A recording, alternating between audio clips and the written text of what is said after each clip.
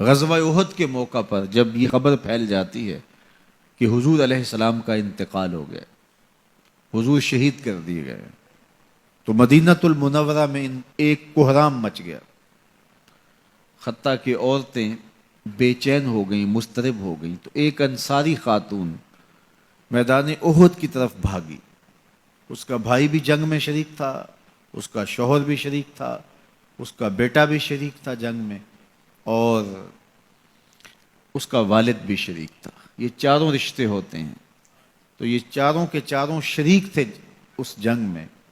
تو جب یہ خبر پھیلی کہ حضور شہید کر دیے گئے ہیں، تو اس حالت کے اندر وہ عجیب اضطراب کے عالم میں دوڑتی ہوئی احد کے مقام پہ پہنچتی ہے۔ تو راستے کے اندر اس کے بھائی کی لاش پڑی تھی، اس کے باپ کی لاش پڑی تھی، اس کے شوہر کی لاش پڑی تھی، اس کے بیٹے کی لاش پڑی تھی، اور وہ چاروں لاشوں کے قریب سے گزر گئی اور وہ پہچان بھی نہیں پائی۔ تو پوچھتی ہے یہ کس کی لاشیں ہیں؟ تو کہا کہ یہ تیرے بھائی کی لاش ہے، یہ تیرے باپ کی میت ہے، یہ تیرے شوہر کا لاشا پڑا ہے، یہ زخموں سے چور زندگی کی بازی ہار کے شہادت کا دولہا بن کے تیرا بیٹا لیٹا ہوا ہے۔ تو وہ کہنے لگی کہ مجھے یہ بتاؤ میرے حضور کیسے ہیں، مجھے یہ بتاؤ میرے حضور کیسے ہیں۔ تو لوگوں نے کہا کہ حضور خیریت سے ہیں۔ تو کہا مجھے چین نہیں آئے گا جب تک حضور علیہ الصلوۃ والسلام کو دیکھ نہیں لیتی۔ پھر اس خاتون کو، جس کے 4 عزیز رشتے بچھڑ گئے تھے، اور بھائی نے، بیٹے نے، اور شوہر اور باپ نے شہادت کا جام نوش کیا تھا، پورا گھر کا گھر آج احد کے میدان میں بچھا ہوا ہے، تو کہا مجھے حضور تک لے جاؤ۔ تو آقا کریم علیہ الصلوۃ والسلام کے پاس جب اسے لے جایا گیا تو اس نے حضور کا دامن پکڑ لیا اور کہا کہ ہر مصیبت ہیچا جب آپ جو ہیں، جب آپ سلامت ہیں تو کوئی دکھ ہی نہیں ہے۔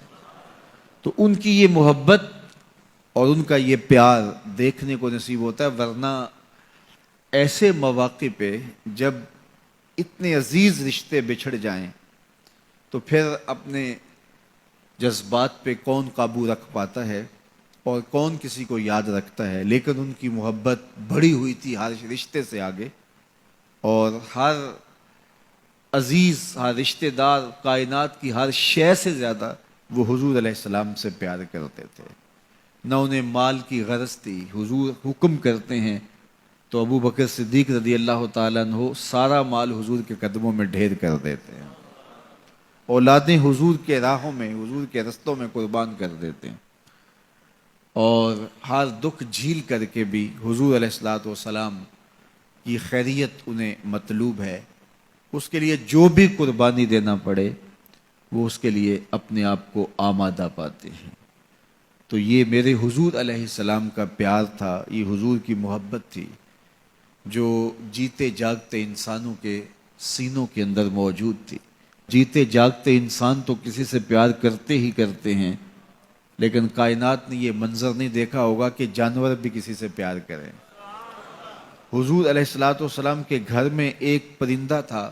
امام احمد بن حنبل نے اپنی مسند میں لکھا ہے کہ حضور جب گھر پہ ہوتے تو ایک کونے میں بیٹھ کے حضور کو تکتا رہتا، اور جب حضور گھر سے باہر تشریف لے جاتے تو مضطرب ہو جاتا، کبھی چھت پہ، کبھی دیوار پہ، کبھی کسی گوشے میں، کبھی کسی گوشے میں۔